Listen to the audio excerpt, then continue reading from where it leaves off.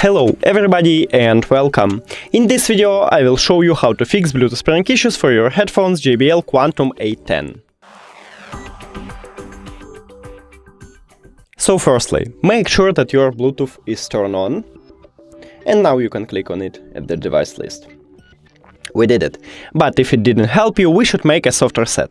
So right here on this right ear cup we have the slider, slide down to turn off it.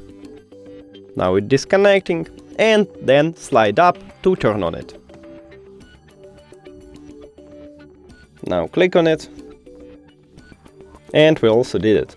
But if it also didn't help you, we should remove and add the headphones. So I recommend it to turn off it, and then click the information icon or settings icon if you have Android.